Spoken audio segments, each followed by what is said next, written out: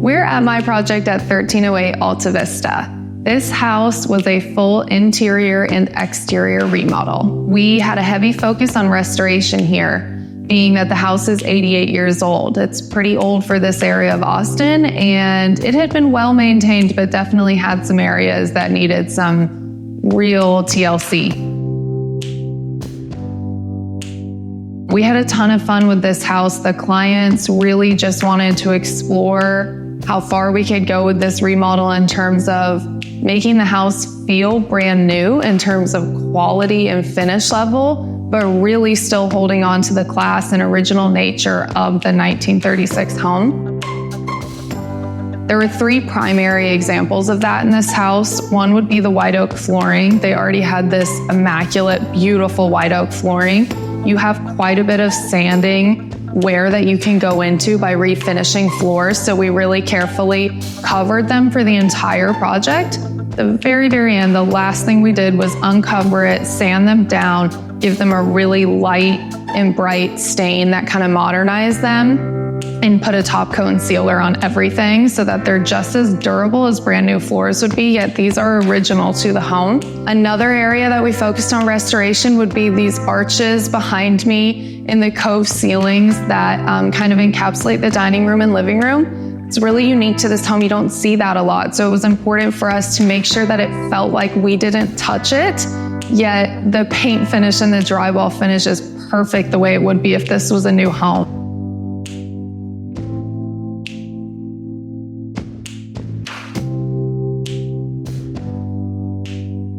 The last example of restoring the original qualities of the house I would give would be the windows. This was personally my favorite process.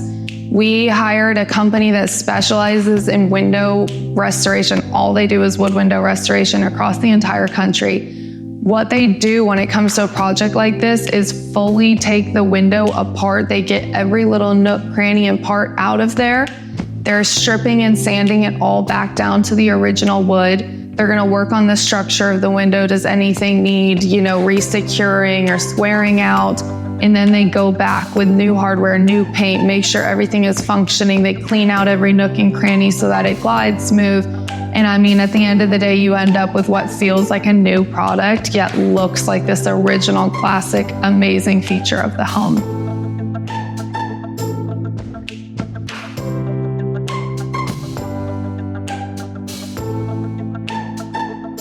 How do you restore a house fully, touch as much of the house as you can, yet abide by what some of these neighborhood historic commissions in the city want to see? A historic commission, they want you to touch as little as possible and keep the house as period specific as it can. Versus the city and the code compliance, they want you to modernize the home and get it as safe and efficient as possible.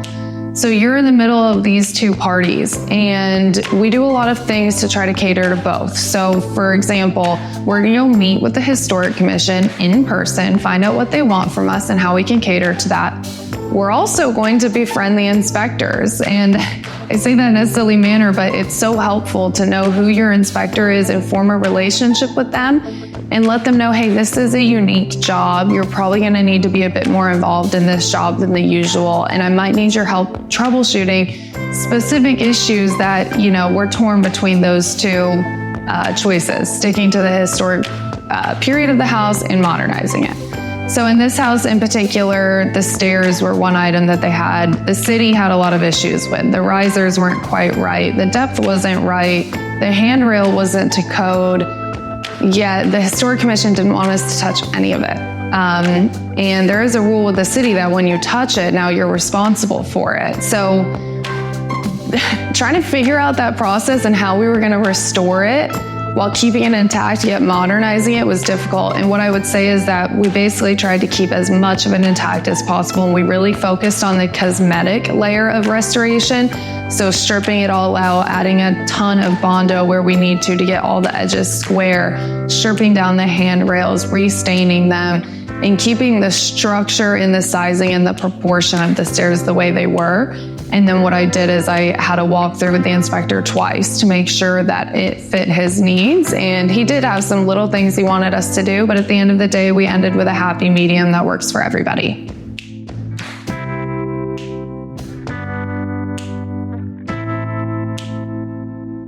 I would say that we included a lot of cool design features in terms of the finish out of the project. A lot of cool wallpaper and accent walls and little powder bathrooms throughout the house. Concrete countertops in the kitchen. We used Forbes and Lomax switches and receptacles, meaning that all the light switches and outlets were from a company called Forbes and Lomax. And these are in an unlacquered brass. So they patina as you use them. And what's really cool about them is they don't look like just regular rocker light switches. The dimmers are more like a turnstile knob, and the light switches are like almost like a pilot control switches. And I think it's just like one small element of the house that added such a cool overall feeling. I really loved that. And then lastly, I would say there was definitely a high level of integration of steel throughout the house. In this room we're in, they have steel bookcases, steel fireplaces. The most interesting part of this project, in my eyes and many others, would be the owner's priority of their cat's happiness. That was super important to them. I heard about it day one that I met with them, and to this day, it's something they're ecstatic about. So they have two cats, Frank and Winston, who they love so much. And it was very important to them. Below the house, there's a basement that acts as their office. And it was very important to them that the cats could travel from the main house to the office. And as a human, you walk around the house and enter into a separate exterior entrance, but the cats can't do that. So we actually cored a tunnel through the floor of the sitting room, which is where we are, that enters down as a portal into the office below there.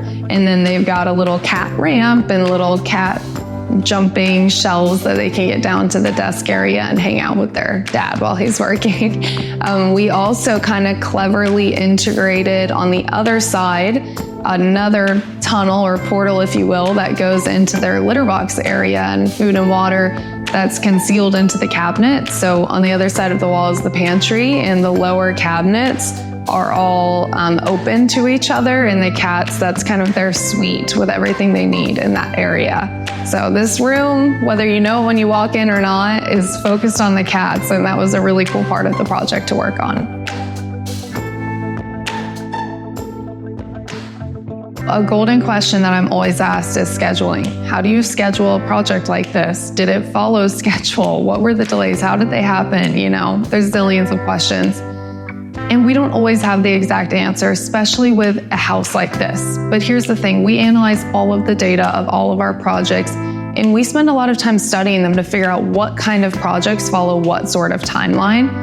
And that's what helped me form the basis of the schedule here. Now, there's no way day one I would be able to write down everything that's gonna happen from there to the finish line. So what I do is I'm focusing on that kind of historic data that I've pulled, but I'm really thinking about the specific context of this project. And I'm trying to give every trade an allocated amount of time to finish the scope that they need to finish. I'm discussing that scope with them at the beginning of their work, during their work, and as we get to the end so that we can make sure we're on schedule.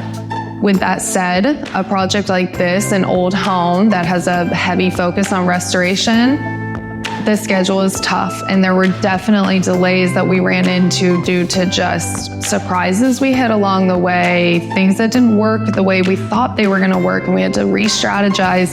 That's just the nature of a beast of a house like this and taking on a full restoration remodel. So, you know, communication was key. I became very close with the homeowners through an insane amount of communication to them. And what that means is emails on urgent or really important matters, you know, written in the subject line, please look at this as soon as you can, whatever the context of the situation is. It also includes daily logs, meaning that 3 to 4 times a week, I'm posting photos of exactly what we're doing in that phase of the job. I'm giving them context of how it's getting done, if this is what I believe the schedule is going to look like, or if we've shifted at all. So, you know, we did run into delays. The schedule was a difficult thing for me and the clients to face, yet that big and really intense amount of communication that they received helped us all get through that. And it didn't feel like a failure, it felt like a success by the end of it.